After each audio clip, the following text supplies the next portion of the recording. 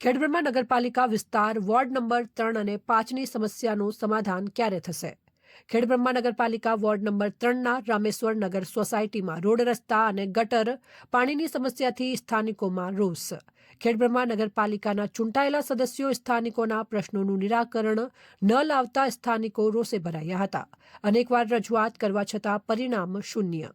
Ward number 3 અને 5માં ગટર અને પાણીની સમસ્યાનો ઉકેલ ક્યારે આવશે? સ્થાનિકો વારંવાર રજૂઆત કરી રહ્યા છે, છતાં પણ નગરપાલિકા દ્વારા કામ કરતા નથી. ગટર અને પાણીની સમસ્યાનું નિરાકરણ નહીં આવે તો આગળના દિવસોમાં જોવા જેવી થશે તેવું સ્થાનિકો દ્વારા ઉલ્લેખ કરવામાં આવ્યો. તો શું નગરપાલિકા દ્વારા વોર્ડ નંબર 3 રામેશ્વર નગર સોસાયટીમાં ગટર લાઇન ક્યાં ખોવાઈ ગઈ છે તે ચર્ચાનો પ્રશ્ન બન્યો છે. નગરપાલિકા દ્વારા વોર્ડ નંબર 3 અને 5માં જે પાણીનું પ્રશ્ન છે તેનો નિકાલ કરશે કે નહીં? અને ખેડબ્રહ્મા નગરપાલિકાના ચૂંટાયેલા સદસ્યો નવા રોડ રસ્તા બનાવવામાં વ્યસ્ત અને ફોટા પડાવવામાં વ્યસ્ત છે, પણ સ્થાનિકોની પડતી તકલીફ તેમના વોર્ડમાં સ્થાનિકોને પડતી તકલીફ નગરપાલિકાને દેખાતી નથી.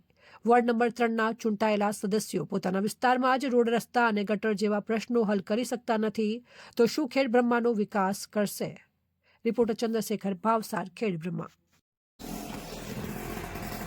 અમારા એરિયામાં પાણી આવતું નથી કે ગટર લાઈને નથી, એટલે એનું કોઈ કરો. આ ખાલી આ શો માટે ઢોકળ લગાવેલું હતું 10-10 વર્ષોથી, પણ હજી કોઈ એનું પ્લે થયું નથી.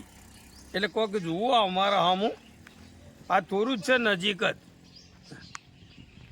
ની અંદર આપણે શું કહેવાય, ગટર લાઈન નથી, પાણીનો પ્રોબ્લેમ છે, કોઈ જોતું નથી.